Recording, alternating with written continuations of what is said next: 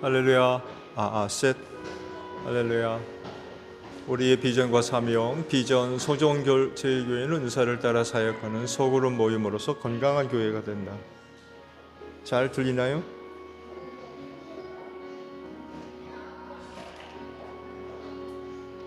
마이 테스팅. 할렐루야. 셋.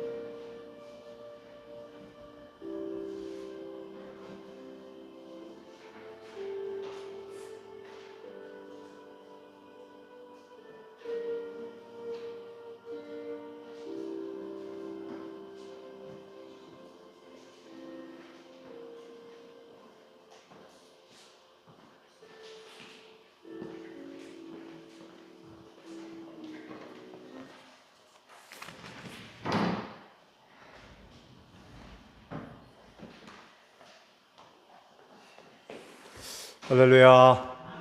네, 반갑습니다. 교회 소식을 먼저 말씀을 드릴게요. 나눠드린 주보를 참고해 주시기 바랍니다.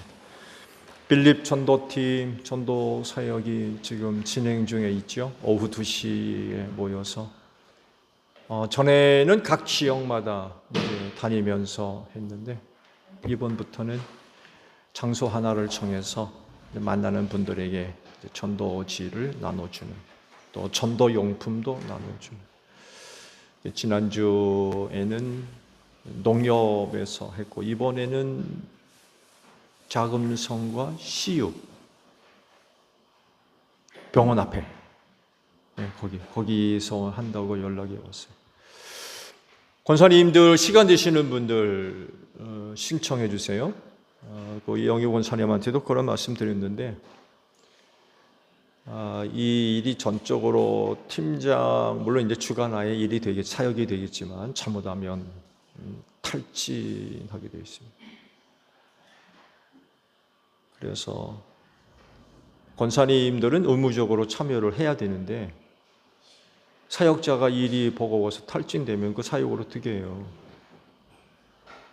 그래서 권사님들이 전도 사역에 참여하게 되면 날짜를 정해서 첫째는 제1팀이 나가고 둘째 주는 제2팀이 나가고 그래야 사역자들이 지치질 않거든요. 지금 굉장히 좀 염려스러워요. 지금 몇몇 분들만 지금 하고 계시는데 어디 다니는 것도 아니고 장소 하나를 정해서 하니까 피곤함은 좀 덜할 것 같아요. 그러니까 꼭 참여하시고, 개인적으로는 이제 그렇게 소정리를 이제 제한적으로 장소를 정하다 보니까 그렇지 못한 지역이 발생해서 저희 집사람하고 저하고는 힘이 미치지 못하는 지역으로 좀 나아가야 되지 않나, 그런 개인적인 생각도 갖고 있습니다. 여하간 우리 권사님들은 직분을 생각하셔서 전도 사역, 신방 사역에 꼭 참여하실 수 있도록 해주시기를 바랍니다. 금요일 오후 2시니까 우리 권사님들 꼭 참여를 해주세요. 그리고 전도지들이 오늘 배부됐죠. 집에서 찾아보시고 한 번쯤, 그리고 전도 날이 되게 되면 주변 이웃들에게 전도지를 나눠주시고, 또 전도지가 또 준비되어 있으니까 오늘 하루를 끝나지 말고 늘 좀 갖고 다니시다가 기회가 되면 좀 나눠주시기를 부탁드립니다. 돌아오는 주일은 성령 강림 주일로 지키고 성령 강림절 성만찬 예식을 갖도록 하겠습니다. 기도하시면서 준비해 주시고요. 돌아오는 주일은 역시 성결교회 주일이에요. 이 미스프린트가 나오네요. 그 주간 120년 차 총회가 열려요. 그래서 아마 이 주간을 성결교회 주일로 정하고 지키고 있습니다. 교단 총회를 위해서 기도 부탁을 드립니다. 지방에 정보통신부 세미나가 21일 목요일 한우물교회에서 있고요. 또 남전도회 연합회 순회 모임이 오늘 조평교회에서 있고요. 그리고 분리입개청 정원교회에서 오늘 임직식이 있다고 해요. 안수 집사와 권사님들을 이제 처음 세우죠. 예. 평생직으로서는 아마 처음 세우는 것 같아요. 그래서 인사차 좀 방문을 해야 되지 않을까 그런 생각을 하는데, 참여하실 분들이 계시면 저한테 개인적으로 연락을 해주시기를 바랍니다. 아마 오후 예배 끝나고 천안 쪽으로 차량 운행을 나가면서 바로 가야 될 것 같아요. 축하하실 분들이 계시면 또 참여해 주시기를 바랍니다. 자, 우리 옆에 있는 분들과 인사합시다. 주 이름으로 사랑합니다. 은혜 많이 받읍시다. 네. 자, 우리 다 함께 경배 찬양 부르며 아버지 앞에 나아갑니다.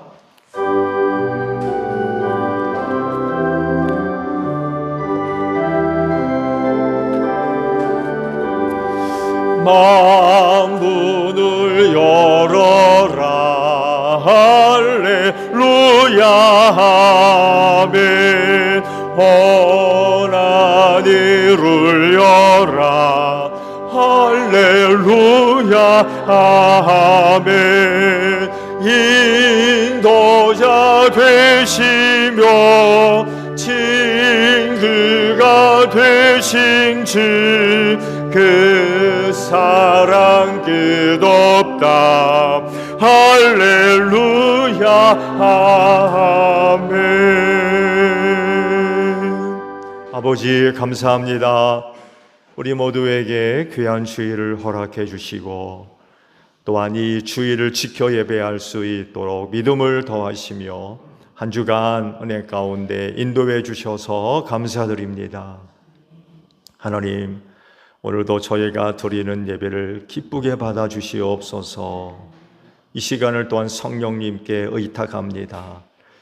하나님께서 기뻐 받아들이실 만한 예배가 드려지기를 원하오니 성령님 함께 하셔서 영적인 예배가 되게 하시고 진리로 예배해서 오직 하늘 아버지께 영광 돌리는 귀한 예배 되게 하옵소서.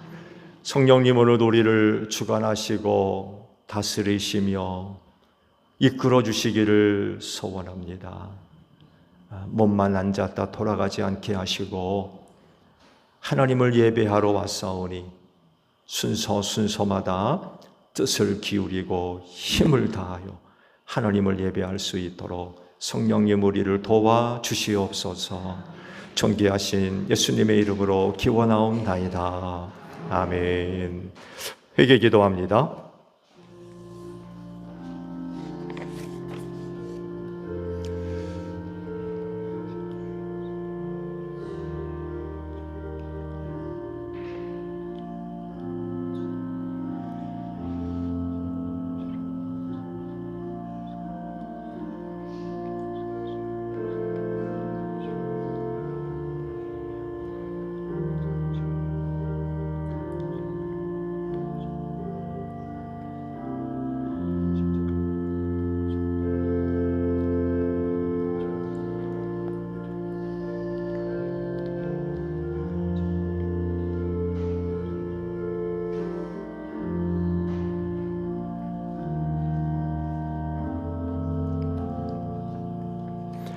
오라 우리가 서로 변론하자. 너희 죄가 주홍 같을지라도 눈과 같이 희어질 것이요 진홍같이 붉을지라도 양털같이 되리라.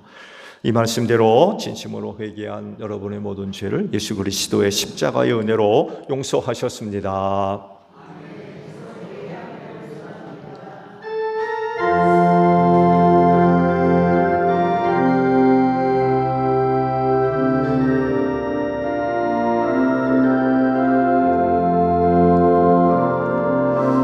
보혈을 지나 하나님 품으로 보혈을 지나 아버지 품으로 보혈을 지나 하나님 품으로 한 걸음씩 나아가네.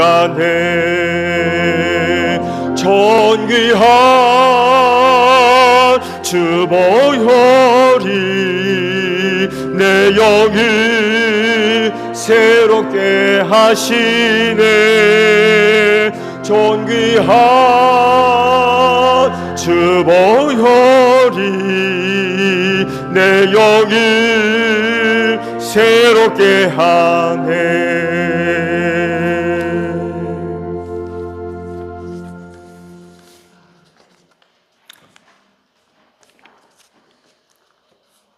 주님의 집에 뿌리를 내린 사람은 크게 번성할 것이고 늙어서도 여전히 열매를 맺으며 신액이 넘치고 항상 푸를 것이라고 하셨습니다.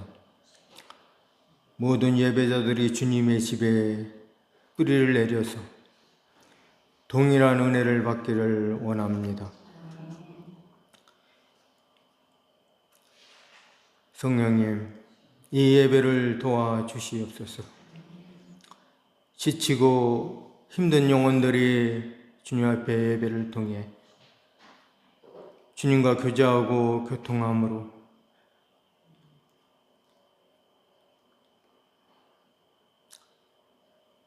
우리의 연약한 부분들이 회복되고 새 힘을 얻어서 한 주간 살아갈 때에 우리에게 닥치는 환난과 고난과 모든 어려움을 이길 힘을 얻는 복된 예배가 되길 원합니다. 성령님 도와주시옵소서. 또한 5월은 가정의 달입니다. 하나님, 가정을 지켜주시고 보호하여 주시고 함께하여 주셔서 가정의 역사하는 어둠을 물리쳐 주시고 가정의 역사하는 모든 사단마귀를 물리쳐 주시고 가정의 모든 염려와 걱정과 모든 근심이 이 시간 예수의 이름으로 해결받는 복된 시간 되게 하여 주시옵소서. 하나님, 소정 10개를 기억하시고 축복하여 주시옵소서. 기간마다 하나님 함께 해주시고 세우신 사역자들 심령마다 은혜와 성령으로 충만케 하셔서 맡은 바와 사명을 온전히 감당케 하시되 하나님 꿈을 주시옵소서. 비전을 주시옵소서. 우리가 먼저 되지 않는다고 판단하지 않게 하시고 무엇이든지 하나님이 함께 하시면 할 수 있다는 믿음으로 사랑하는 소정제일교회가 하나님의 뜻을 이루어 나아가는 소정제일교회가 되게 하여 주시옵소서. 살아계신 아버지 하나님, 특별히 아버지 하나님 빌립전도팀의 전도사역을 감당하는 가운데 있습니다. 하나님, 우리의 마음을 모으고 뜻을 모아서 죽어가는 영혼을 살리는데 온 교인이 힘쓸 수 있도록 하나님 도와주시옵소서. 그래서 소정제일교회가 소정지역사회의 복음화를 이루는데 부족함이 없도록 주님 뜻하신 대로 귀하게 쓰임받는 교회가 될 수 있도록 하나님 역사하여 주시옵소서. 하나님, 이 나라의 민족을 기억하여 주시옵소서. 너무도 어려운 가운데 있습니다. 이 나라의 민족이 하나님의 공의와 하나님의 정의가 실현될 수 있도록 하나님 도와주옵소서. 이 시간 말씀을 선포하실 민성규 목사님, 성령 충만으로 함께 해주셨기를 원하오며 예수님의 이름으로 기도드렸습니다. 아멘.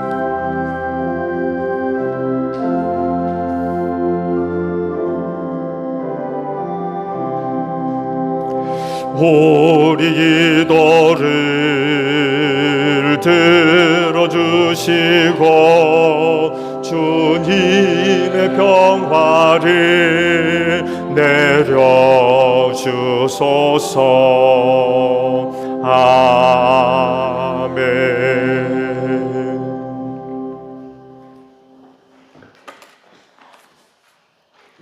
부활절 후 7째 주일 성서 독서입니다. 제1독서 사도행전 1장 6절로 14절 말씀입니다. 사도행전 1장 6절로 14절 말씀입니다. 사도들이 한자리에 모였을 때에 예수께 여쭈었다. 주님께서 이스라엘에게 나라를 되찾아 주실 때가 바로 지금입니까? 예수께서 그들에게 말씀하셨다. 대단하시기는 아버지께서 아버지의 영광을 도와주셨으니 너희가 알 바가 아니라. 그러나 성령이 너희에게 내리시면 너희는 능력을 받고 예루살렘과 온 유대와 사마리아에서 그리고 마침내 땅 끝에까지 이르러 내 증인이 될 것이다. 이 말씀을 하신 사람이 그가 그들이 오는 앞에서 들려오라 주니 구름에서 보이지 않게 되었다. 예수께서 떠나가실 때 그들이 하늘을 쳐다보고 있는데 갑자기 흰 옷을 입은 두 사람이 그들 곁에 서서 갈릴리 사람들아 어찌하여 하늘을 쳐다보면서 서 있느냐 너희를 떠나서 얼마나 까지 예수여 하늘 올라가신 것을 너희가 본 그대로 오실 것이다. 그리고 나서 그들은 올리브산이라고 하는 산에서 예루살렘으로 돌아왔다. 그 산은 예루살렘에서 가까워서 안식일에도 걸을 수 있는 거리에 있다. 그들은 성 안으로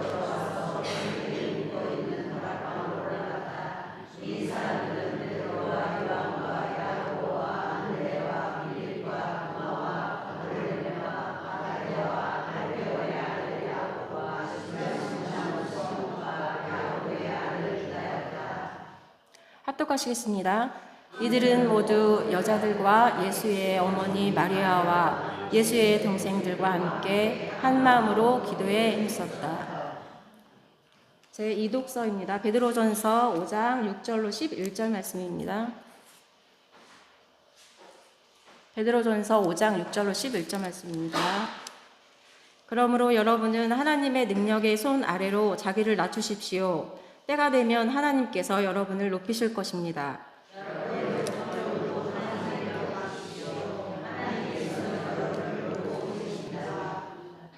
정신을 차리고 깨어 있으십시오. 여러분의 원수 악마가 우는 사자같이 산길자를 찾아 두루 다닙니다.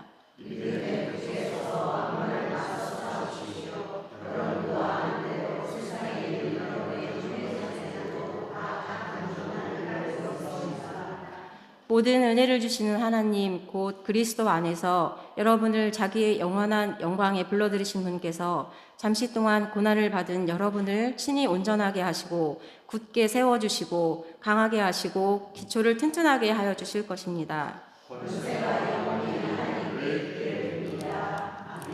이는 살아계신 하나님의 말씀입니다.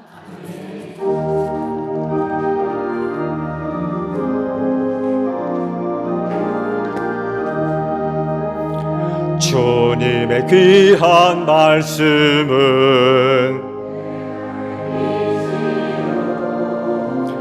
목마른 사막길에서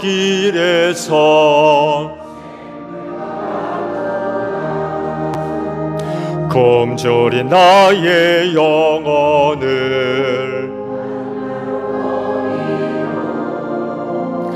내 갈 길 밝게 비추니 그 말씀 귀하다. 아멘.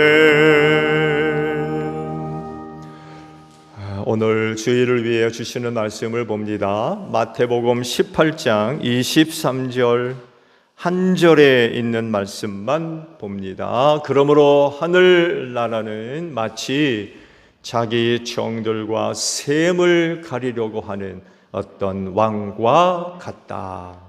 아멘. 오늘도 주일을 지켜 하나님께 예배하시는 여러분 모두에게 부활의 소망이 충만하기를 축복합니다. 네, 감사합니다. 오늘 주일에도 하나님의 나라에 관해서 설교를 합니다. 전통적으로 하나님 나라에 대한 이해는 죽어가는 곳으로 이해들을 많이 하죠. 부자와 거지 나사로의 비유의 말씀 속에서도 우리가 이것을 발견할 수 있죠. 그렇죠?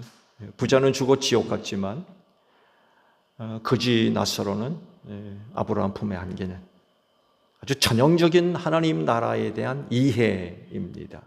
근데 예수님은 전혀 새로운 하나님 나라에 관한 그런 말씀을 제자들에게 하셨어요. 그래서 그 당시 이 말씀을 듣던 제자들도 사뭇 아마 당황스러운 그런 말씀이 되기도 했을 거예요. 오늘 여러분 가운데도 아마 하나님 나라의 그 현실성에 대한 말씀을 들을 때에 낯설어하는 분들도 아마 계실 거예요.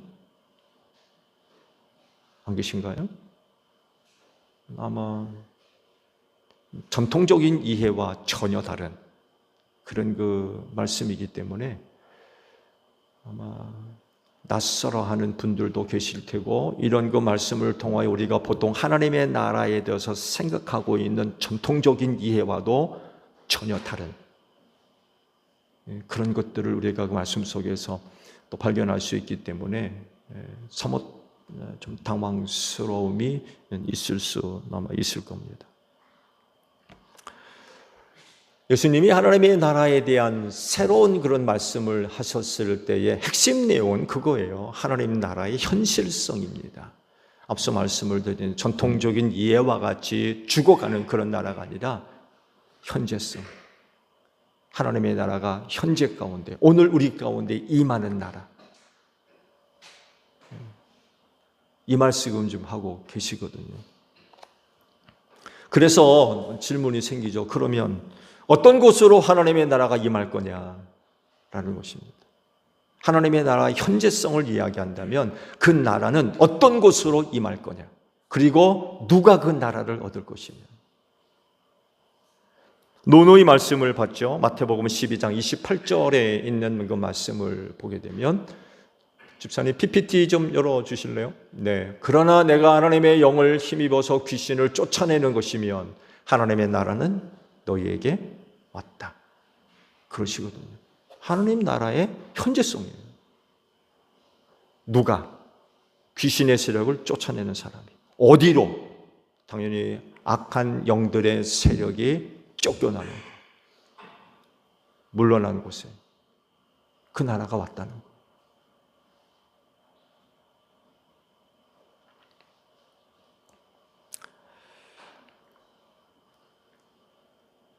하나님의 나라를 얻고 싶으세요?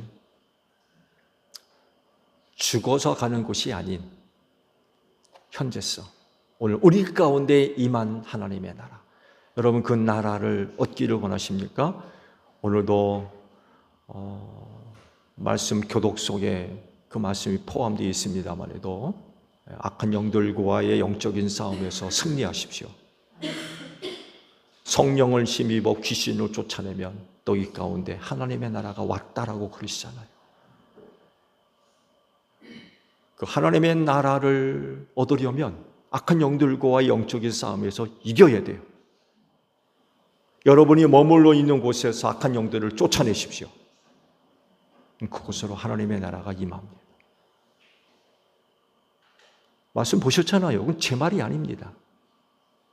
예수께서 제자들에게 하나님 나라의 현재성에 대해서 분명히 말씀하셨거든요. 하늘 어전 회의의 고유 멤버였던 사탄이 더 이상 그곳에 있을 수가 없어서 이 세상으로 쫓겨내려왔다고 그러죠. 예수께서 그것을 보셨다. 번개같이 내가 떨어지는 걸 봤다. 예수님이 그러셨거든요. 그래서 이 세상이 점점 비참해질 것이라고 말씀을 하셨어요. 표면적으로 보게 되면 오늘날 인간의 삶이 얼마나 풍요로운지 몰라요.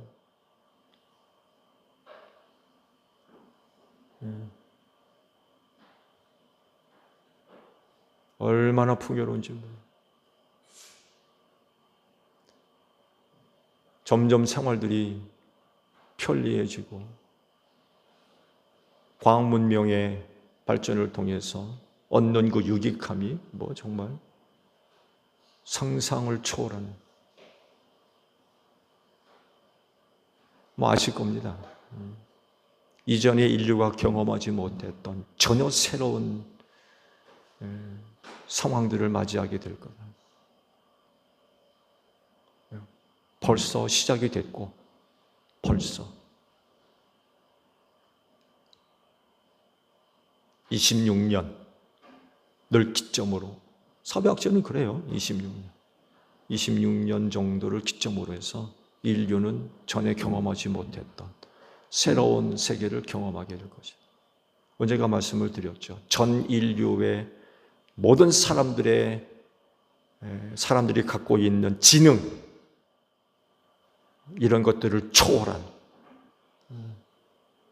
AI가 지금 나올 거라는 거예요. 그래서 이전에는 경험하지 못했던,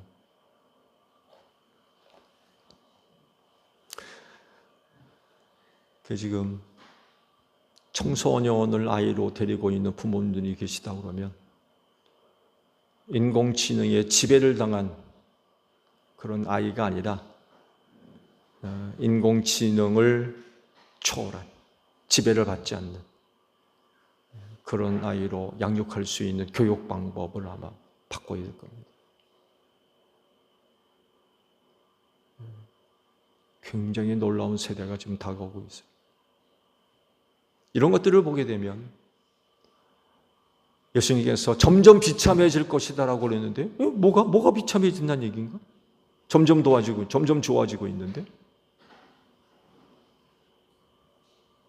그럼 예수님이 점점 비참해질 것이라고 말씀하셨는데 도대체 이건 어떻게 이해를 하면 되겠습니까?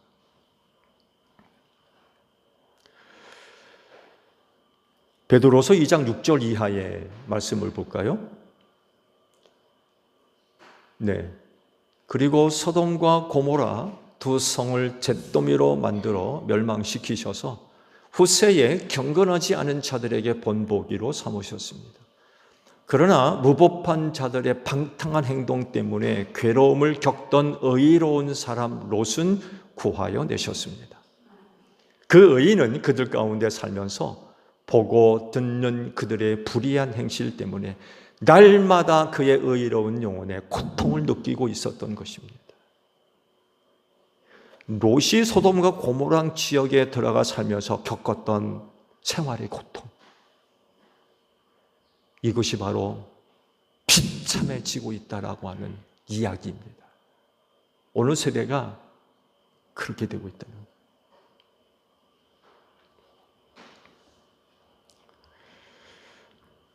소돔과 고모라에 살고 있었던 가나안 부족들은요, 자기들의 삶이 비참하다는 것을 몰라요.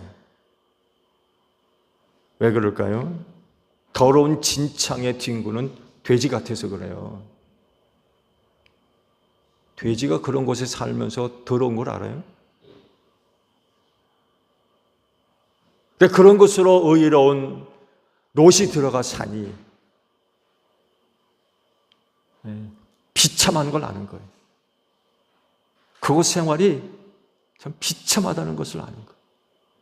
이걸 염두에 두고 가시는 말씀이세요.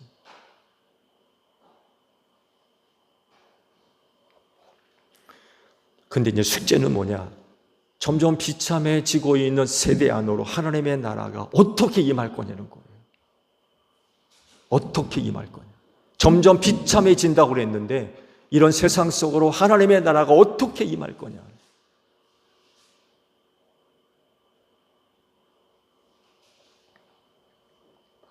예수님이 하나님 나라를 설명하실 때에 종들과 셈을 하는 왕과 같다라고 이제 비유로 설명을 하셨죠. 왕이 자기가 거느리고 있는 종들과 셈을 하게 됐다고 그러죠. 근데 그중 하나가 1만 달란트 빚진 종이 끌려왔어요. 당연히 왕이 셈을 하니까 갚으라고 그러겠죠. 너, 아내, 자식 갖고 있는 거 다 팔아가지고 빚을 갚아라. 그랬더니만 그 종이 조금만 참아달라고, 어떻게든 제가 갚겠습니다 라고 애원을 하니까 그 모습이 너무 불쌍한 거예요. 그래가지고 왕이 1만 달란트를 다 탕감해 줬대요. 얼마나 좋겠어요? 빚 탕감 받은 종이 바깥으로 나갔는데 마침 자기한테 100데나리온 빚진 동료를 만났어요. 그랬더니만 멱살을 잡고, 야 이놈아, 왜 빚 안 갚어? 그리고는 동료를 옥에다 가둬버렸다는 거예요. 이 소식을 들은 왕이 1만 달란트 탕감해준 종을 다시 불러들여요. 내가 너를 1만 달란트 되는 것을 탕감해 줬는데 너는 너에게 100데나리온 빚진 종 하나 탕감 못 해주고 옥에다 가두냐? 그리고는 그 종을 감옥에다 집어넣었다는 거예요. 단위 계산을 좀 해볼까요? 1만 달란트 빚졌다고 그랬는데요. 그 당시 일꾼이 이 1만 달란트의 그 돈을 갚으려면요, 자그마치 16만 년이 걸린대요. 몇 년이요? 16만 년. 갚을 수 있는 거예요? 못 갚는 거예요? 못 갚는 거예요. 그런데 탕감해 줬대. 100데나리온은요 100일 동안에 해당되는 품삯이라고 그래요. 16만 년과 100일 비교가 돼요?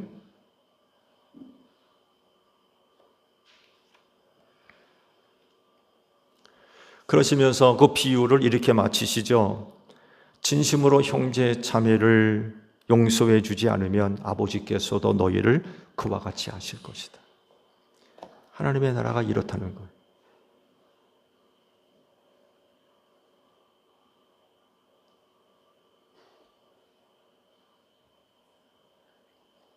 그러면 오늘 여러분이 있는 곳에 하나님의 나라가 임하게 하려면 어떻게 해야 되겠습니까? 그게 오늘 설교의 핵심이에요.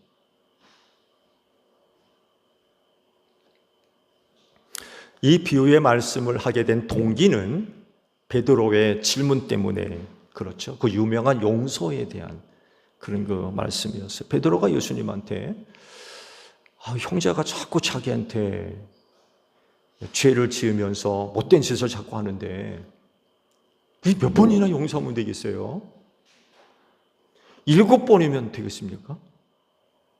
하고 예수님한테 여쭈었다고 그러죠.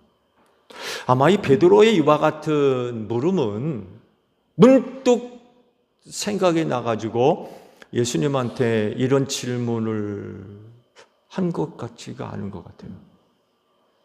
지금 베드로가 누군가로부터 괴롭힘을 당하고 있었나 봐요. 못되게 구는 거예요, 자기한테. 못 살겠는 거예요.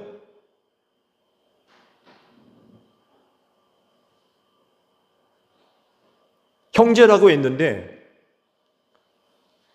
혈육이든지 아니면 신앙 공동체의 누구였든지 아니면 이웃 누구였든지 여간에 못된 짓을 하면서 그렇게 괴롭히는 거예요.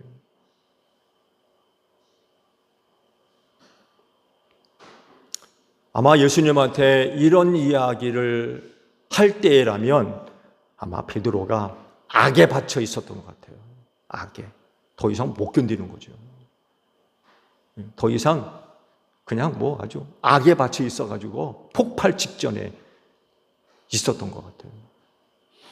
그래서 7번이면 되겠습니까? 라고 물었는데 어쩌면 베드로가 그 마지막 7번째에 있었을지도 몰라요. 그래서 예수님이 그래 한 7번이면 되겠다 그러면 아마 난리가 났을 거예요. 베드로가 다혈질이잖아요. 그래서 아마 성경 말씀은 만약에 베드로가 무슨 짓을 했다 그러면 베드로가 일으켰던 사건 어떤 것이 기록되어 있을지도 몰라요. 근데 예수님이 뜻밖의 말씀하시는 70번씩 7번이라도 용서해 주라. 이게 무슨 얘기예요? 계속 용서해 줘. 그런 얘기예요. 그러면서 이제 이 비유의 말씀을 하셨던 거예요. 즉 하나님의 나라는 누구 것이라는 얘기예요? 용서해 주는 사람의 것이라는 거예요. 그러면 하나님의 나라는 어떤 곳으로 임한다는 얘기예요? 용서가 이루어지는 곳으로 하나님의 나라가 임한다는 거예요.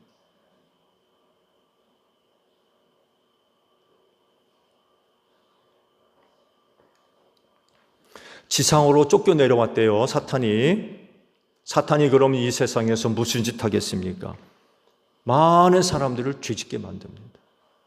여러분이 죄짓는 문제가 왜 심각해요?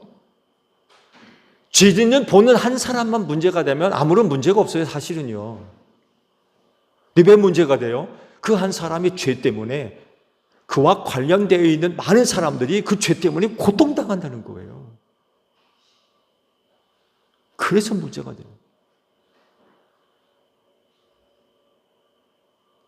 그냥 그 한 사람이 죄 짓는 데서 끝나면은 그렇게 심각하게 다룰 필요도 없어요. 근데 그 한 사람이 죄를 지고 악한 짓을 하니까 그와 관련되어 있는 많은 사람들이 고통당하는 거예요. 이게 이제 문제가 되는 거예요. 그래서 하는 말이 뭐예요? 생지옥. 생지옥이라는 생지옥.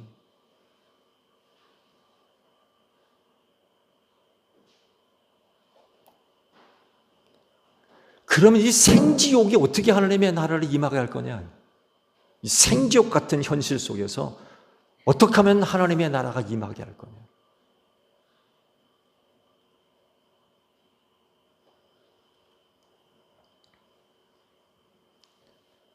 세모라는 왕과 같다고 말씀을 하셨는데 그렇다라고 하면 무엇보다도 무슨 문제가 해결돼야 돼요? 죄의 문제가 해결되어야 됩니다. 어떻게? 그 첫걸음은요, 먼저 하나님으로부터 용서받아야 됩니다. 내가 먼저 용서받는 사람이 되어야 돼요. 왜 그럴까요? 여러분, 우리 모두는 다 하나님 앞에서 죄인입니다. 의인은 없나니 하나도 없다고 그러셨어요. 우리 모두는 다 죄인이에요. 하나님으로부터 용서받을 필요가 있는 그런 사람들이라는 거. 죄 가운데 태어나서 죄 짓고 살다가 죄 가운데 망할 수밖에 없는 죄인입니다.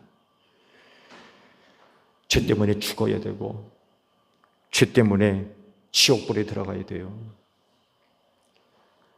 근데요, 하나님이 이런 죄인을 사랑하셔서 그 죄를 용서해 주시려고 사람이 되셔서 독생하신 아들 우리 가운데 오셨고, 죄인이 죽어야 할 죽음을 십자가에서 대신 죽으셨어요. 그리고 하나님은 사흘 만에 그 아들을 살려내셨어요. 부활의 첫 열매가 되게 하셨죠. 왜 이렇게 하세요? 저들을 구원하시려고, 죄와 사망에서 구원하시려고. 하나님이 바라시는 게 그거예요. 예수 믿으라니. 예수 믿어. 예수 믿어야 죄와 사망에서 구원받는, 죄 사함 받는다, 죄 용서 받을 수 있다.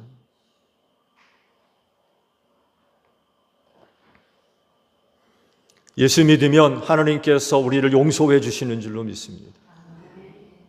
그건 하나님의 약속이에요. 믿으면 돼요. 믿으면 아무리 많은 죄라도, 그 죄가 아무리 커도, 아무리 무거운 죄라도, 아무리 더러운 죄라 할지라도 용서해 주시는 줄로 믿습니다.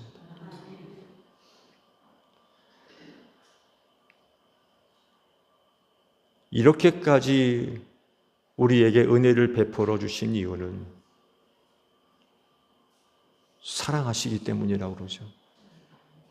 죄인된 우리를 사랑하셨기 때문에. 이걸 두고 요한일서 4장 9절 이하에 있는 말씀을 보게 되면 하나님의 사랑을 이렇게 기록을 하고 있습니다. 예, 집사님 PPT 좀 열어줘 보세요. 요한일서 4장 9절에서 10절까지에 있는 그 말씀을 보면 하나님의 사랑이 우리에게 이렇게 드러났으니 곧 하나님이 자기 외아들을 세상에 보내주셔서 우리로 하여금 그로 말미암아 살게 해주신 것입니다. 사랑은 이 사실에 있으니 곧 우리가 하나님을 사랑한 것이 아니라 하나님이 우리를 사랑하셔서 자기 아들을 보내어 우리 죄를 위하여 화목 제물이 되게 하신 것입니다. 우리가 먼저 하나님을 사랑한 것이 아니라 하나님이 우리를 먼저 그렇게 사랑하셨대.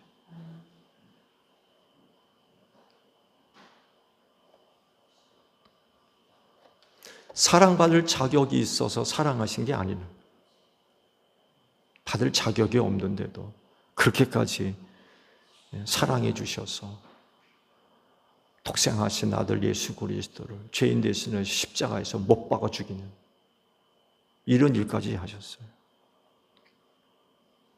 마치 왕이 1만 달란트 빚진 종의 그 빚을 탕감해 준 것과 같은 거예요.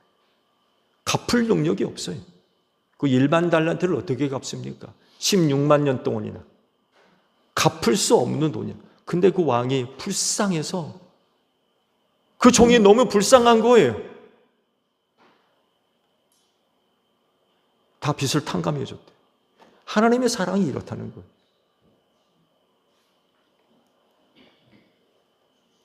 근데 왜 먼저 용서를 받아야 돼요? 그렇게 해야 남을 용서할 수 있기 때문에 그렇습니다. 하나님의 용서를 받은 사람은 그 하나님의 사랑이 어떤 것인가를 알아요. 아니까 다른 사람의 죄를 용서할 수 있는 거예요.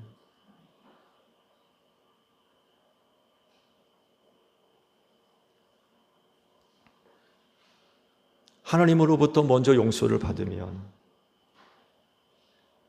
남을 용서할 수 있는 사랑이 그 사람 안에 자라나기 시작해요. 다른 사람의 죄를 용서할 수 있는 힘이 그 사람 안에 생긴단 말이에요.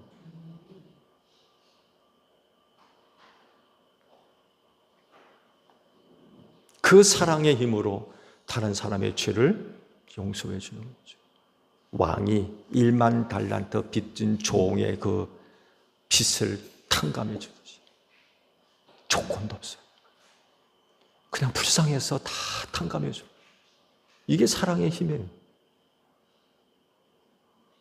그렇게 되려면 먼저 아버지께로부터 내가 용서받는 사람이 되어야 됩니다.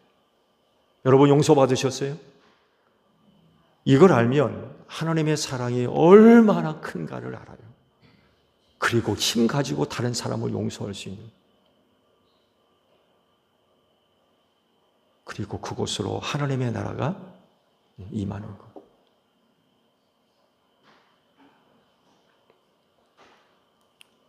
근데 문제가 있어요.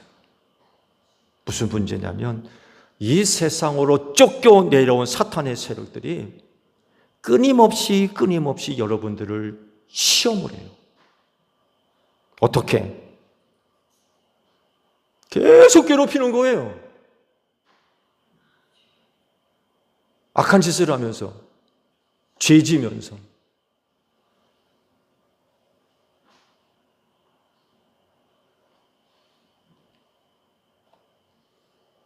베드로는 7번 얘기했어요. 아마 이런 이야기를 할 즈음 베드로는 아마 정말 악에 받쳐 있을 겁니다. 말씀드렸죠? 그래 7번이면 되겠다라고 했을 때 아마 그 다음번에는 베드로가 아마 난리쳤을 겁니다. 가만 안 두는. 7번이 뭐예요? 그야말로 눈만 뜨면 괴롭히고 만나기만 하면 시비 걸고.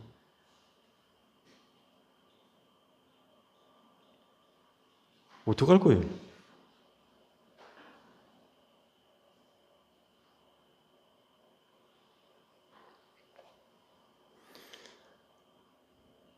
여러분을 괴롭히는 악한 사람들에게 결국 악한 영이지요.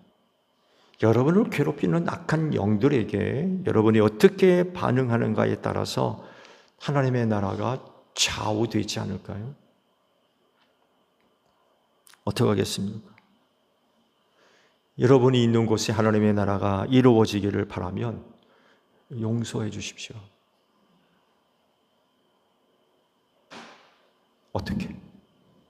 끊임없이 70번씩 7번이라도.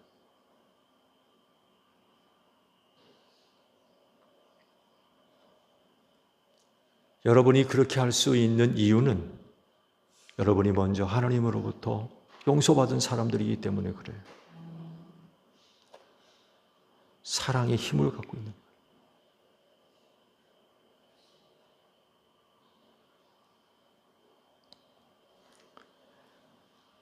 용서받지 못한 사람은요, 남을 용서할 수 없습니다. 그럴 만한 힘이 없기 때문에 그래요. 에너지가 없어요.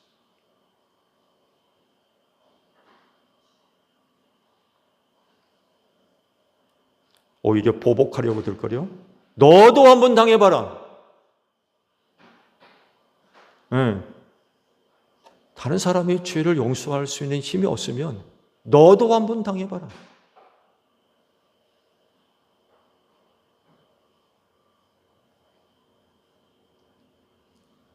같은 방법으로 똑같이 대하는 거죠. 근데 보세요. 그런 곳으로는 하나님의 나라가 임하지 않습니다.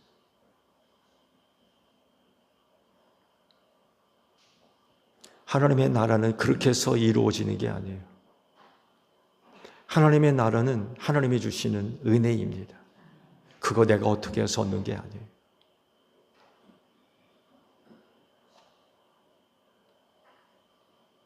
하나님의 나라는 임하는 것입니다. 내가 잡아다가 갖다 놓는 게 아니에요. 그건 하나님으로부터 임하는 은혜예요. 사람의 수단, 방법으로 쟁취하는 것이 아닙니다. 하나님께서 은혜로 주시는 겁니다. 어디로? 용서가 이루어지는 곳으로.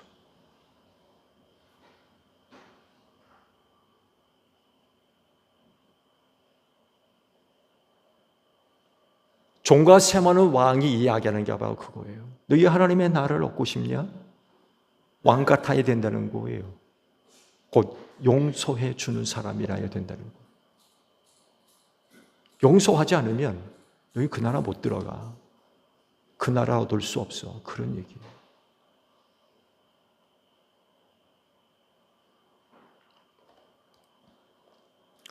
(35절) 말씀에서 여러분들이 주의를 기울여 볼 말씀이 있어요. 빨간 것으로 표시했죠. PPT 보세요. 너희가 각각 진심으로 자기 형제 자매를 용서해 주지 않으면 나의 하늘 아버지께서도 너희에게 그와 같이 하실 것이다. 이런 거 말씀을 하셨어요. 그러면 진심으로 용서하는 게 뭐예요?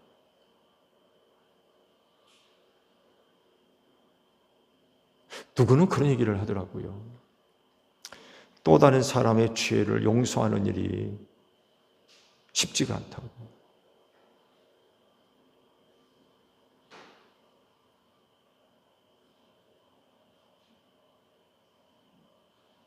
그분은 그렇게 얘기를 하더라고요.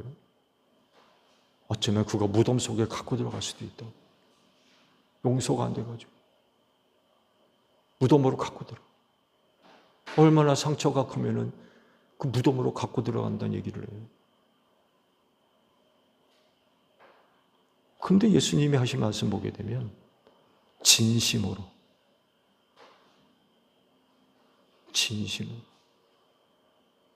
진짜 용서를 얘기해요. 진짜 용서.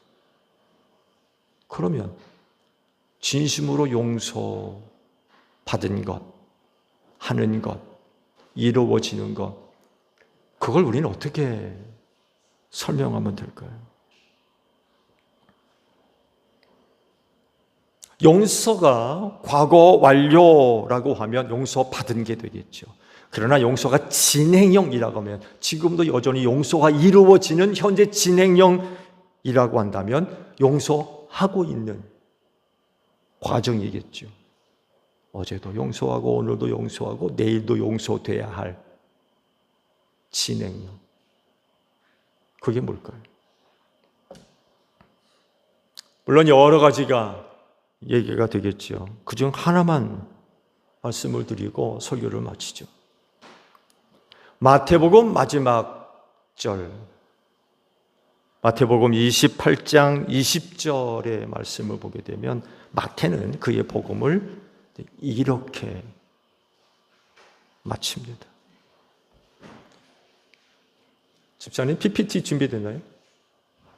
안 돼 있어요? 제가 빼먹은 모양이네요. 성경책 한번 보실래요? 마태복음 마지막 장. 누가 한번 읽어보실래요?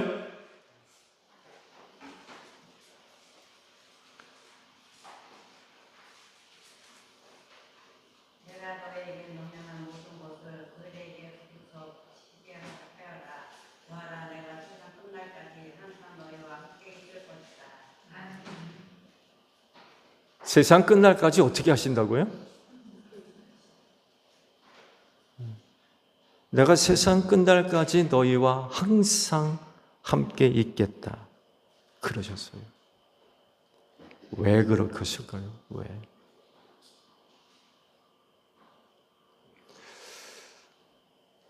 가룟 사람 유다와 관련된 사건을 우리가 들여다보게 되면 이 말씀의 의미를 조금 이해할 수가 있을 것 같아요. 요한복음만이 가룟 사람 유다가 저지르고 있었던 죄를 고발하죠. 그렇죠? 그가 돈깨를 맞고 거기서 돈을 훔쳐가고 있었다라고 요한복음만이 고발을 합니다. 다른 복음서는 일절 얘기하지 않는데 요한의 복음만 그 얘기를 해요. 예수님이 몰랐을까요? 그거 요한만 알고 있는 비밀이었을까요? 그 예수님 모르셨겠어요? 근데 예수님은 가룟 사람 유다가 그런 짓을 알고 있었는 걸 알고 계셨지만 한 말씀도 하지 않습니다. 중요한 건 그럼에도 불구하고 그를 데리고 있어요. 결코 가룟 사람 유다, 너 나가. 돈깨를 맞고는 그 성도들이 드려진 헌금, 피땀 어린 예물을 네가 손을 대가지고 훔쳐가? 너 나가. 예수님 한마디도 안 하셨어요. 누가 나가요? 본인 스스로가 나갑니다. 결국 예수님은요, 그런 걸 뻔히 알면서도 끝까지 데리고 있으세요. 뭘 얘기해요?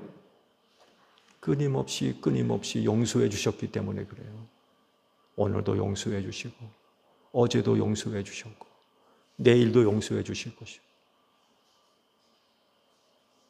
그러니까 같이 있는 거, 데리고 있는 거. 내가 세상 끝날까지 너희와 항상 함께 있겠다라고 하신 말씀 이유. 우리를 용서해 주셨고 지금도 용서해 주시기 때문에 가능한 거예요. 우리를 용서해 주지 아니하시고 우리 또한 용서를 받지 않는다 그러면 우리와 같이 계시지 않습니다. 버려버리지 뭐 같이 있어요. 근데 세상 끝날까지 내가 너희와 항상 함께 있겠다라고 하시는 말씀은 그분이 우리를 늘 용서해 주신다는 얘기예요. 늘. 그러니까 같이 계시는 거예요.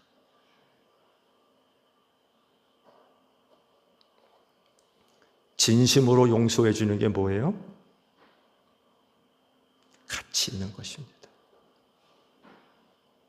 같이 있어 주는 거예요. 아무것도 아닌 것 같죠?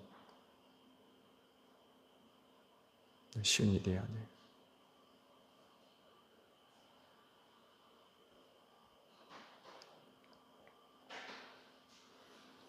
이런 곳으로 하나님의 나라가 임하는 줄로 믿습니다.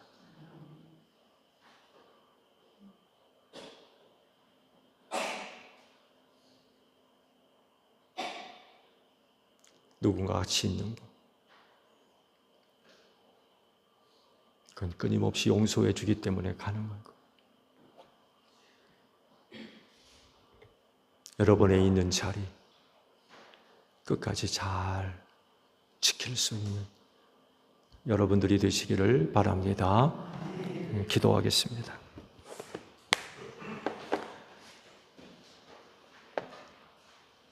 하나님의 나라는 용서가 이루어지는 곳으로 임하는 하나님의 은혜인 줄로 믿습니다.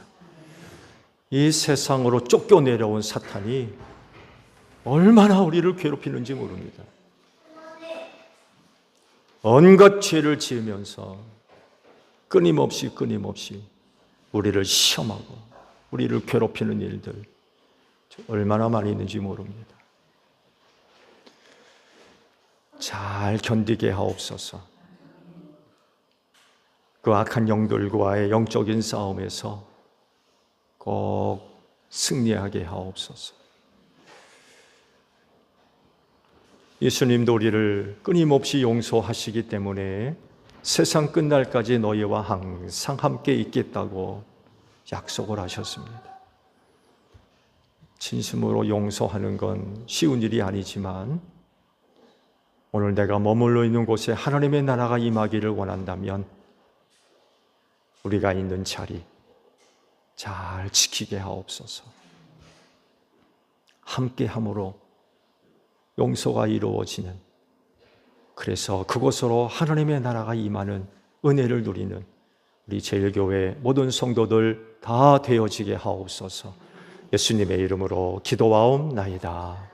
아멘.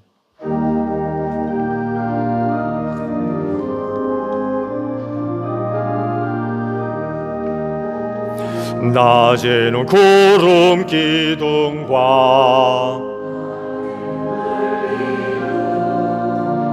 주 백성 앞에 나타나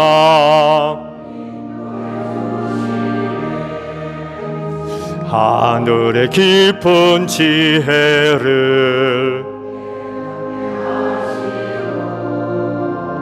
주 말씀 밝히 알도록 늘 도와주소서.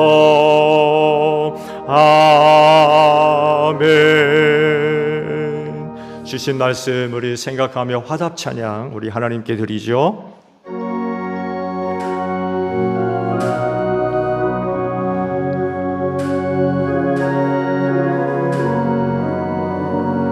나 가나안 땅 귀한 성에 들어가려고 내 무거운 짐 벗어버렸네. 죄 중에 다시 방황할 일 전혀 없으니 저 생명 시냇가에 살겠네. 길이 살겠네. 나 길이 살겠네. 저 생명 시냇가에 살겠네. 길이 살겠네. 나 길이 살겠네. 저 생명 시냇가에 살겠네.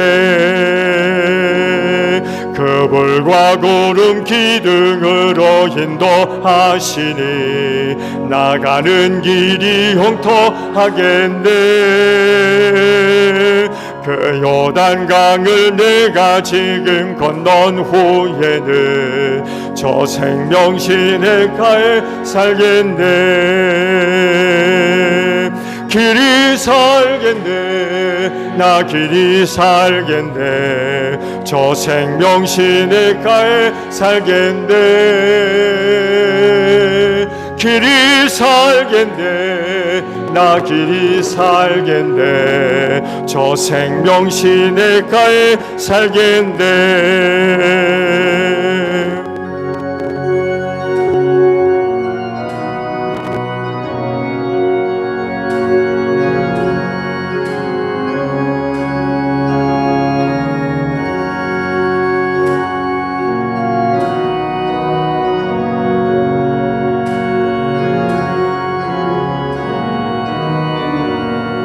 내 주린 영혼 만나로서 먹여주시니 그 양식 내게 생명 되겠네. 이후로 생명 양식주와 함께 먹으며 저 생명 시냇가에 살겠네. 길이 살겠네. 나 길이 살겠네. 저 생명 시냇가에 살겠네. 길이 살겠네. 나 길이 살겠네. 저 생명 시냇가에 살겠네. 봉헌의 말씀을 함께 나눕니다. 주께서 말씀하시길 내가 제단에 제물을 드리려고 하다가 내 형제나 자매가 내게 어떤 원한을 품고 있다는 생각이 나거든 너는 그 제물을 제단 앞에 놓아두고 먼저 가서 내 형제나 자매와 화해하여라. 그런 다음에 돌아와서 제물을 드려라 하셨습니다. 주님의 평화가 여러분과 함께 하시기를 축복합니다. 화해를 이룬 증거로 주변 교우들과 평화 인사를 나눕시다. 샬롬.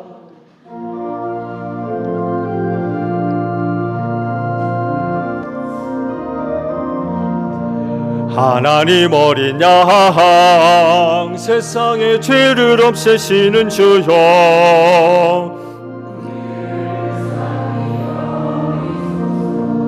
하나님 어린 양 세상의 죄를 없애시는 주여 하나님 어린 양 세상의 죄를 없애시는 주여 우리에게 평화를 주소서. 여러분 성경이 이르기를 각자 마음에 정한 대로 해야 하고 아까워하면 손해거나 마지못해서 하는 일은 없어야 합니다. 하나님께서는 기쁜 마음으로 내는 사람을 사랑하십니다 라고 하셨습니다.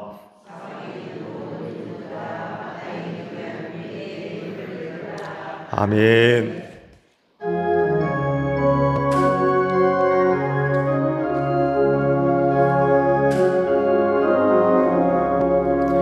황무지가 장미꽃같이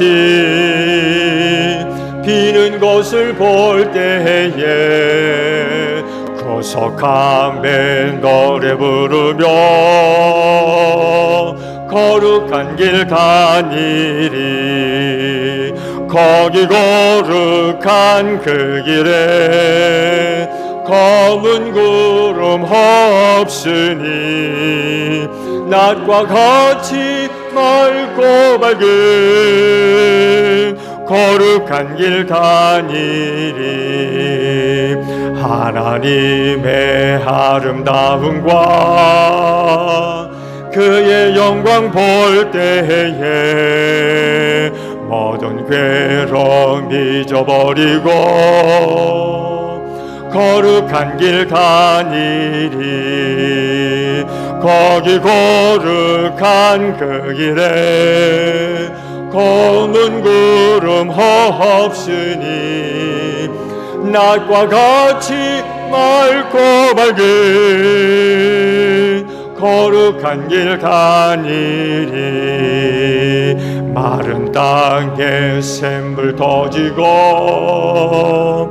사막에 물을 흐를 때 기쁨으로 찬송 부르.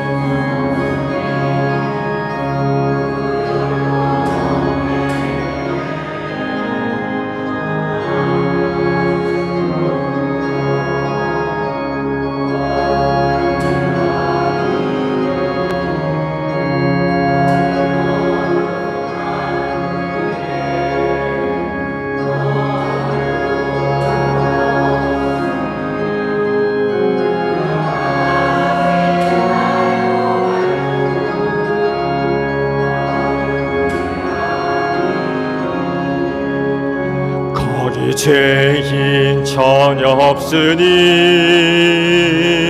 거룩한 자뿐이라. 주님 주신 면류관 쓰고 거룩한 길 가니리. 거기 거룩한 그 길에 검은 구름 없으니 낮과 같이 맑고 밝은 거룩한 길 가니리.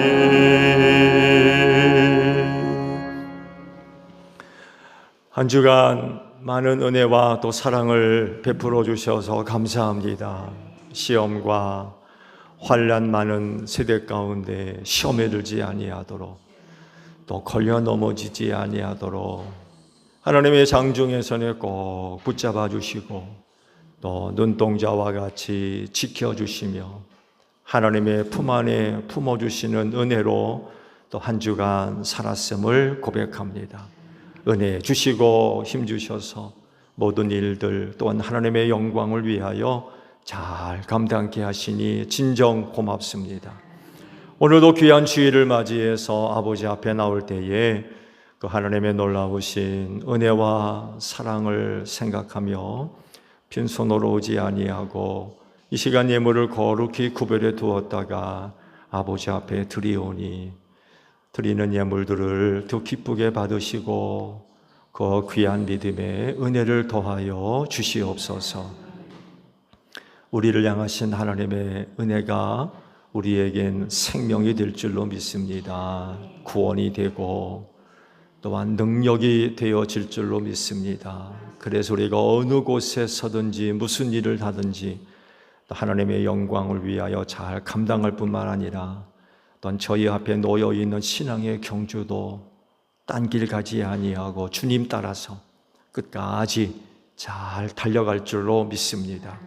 오늘날 이 마지막 때 세상 안에서 일어나는 일들이 얼마나 우리를 근심되게 하고 두려워하게 하고 있는지 모릅니다. 그렇지만 하나님은 우리의 구원을 위하여 쉬지 아니하시고 일하시며 또 많은 은혜를 베풀어 주시는 줄로 믿사오니 그 하나님으로 인하여 담대하게 하시고 용기를 갖게 하시며 쉼없이 우리의 믿음의 신앙의 경주를 잘 달려갈 수 있는 제1교회 모든 성도들 다 되어지게 하옵소서. 바라옵건대 하나님, 우리 제1교회 성도들을 통하여 하나님의 놀라우신 은혜가 우리 가정 가운데로 이어지게 하시고 우리 이웃이 복을 받게 하시며 또 주님의 몸인 교회가 건강하게 세워져 나아가는 축복의 통로들로 소중하게 쓰임받게 하옵소서. 머문 곳에서 항상 빛되게 하시고 예수 향기 널리 날리는데 부족함이 없는 우리 제1교회 성도들과 가정들이 될 수 있도록 하나님 꼭 축복하여 주시옵소서. 피땀 흘린 예물 하나하나 기억하시고 쓰일 때에 하나님의 영광과 뜻을 이루는데 사용될 수 있도록 성령께서 귀한 길로 인도하여 주시옵소서. 감사드리며 예수님의 이름으로 기도하옵나이다. 아멘. 파송 찬송합니다.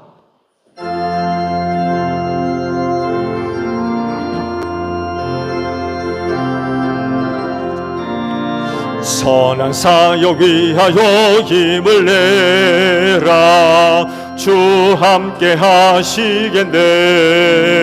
주의 크신 사랑을 전파하며 복음의 빛 비춰라. 빛의 사자들이여 복음의 빛 비춰라. 죄로 어두운 밤 밝게 비춰라. 빛의 사자들이여 너희는 온 천을 다니며 만민에게 복음을 전하라.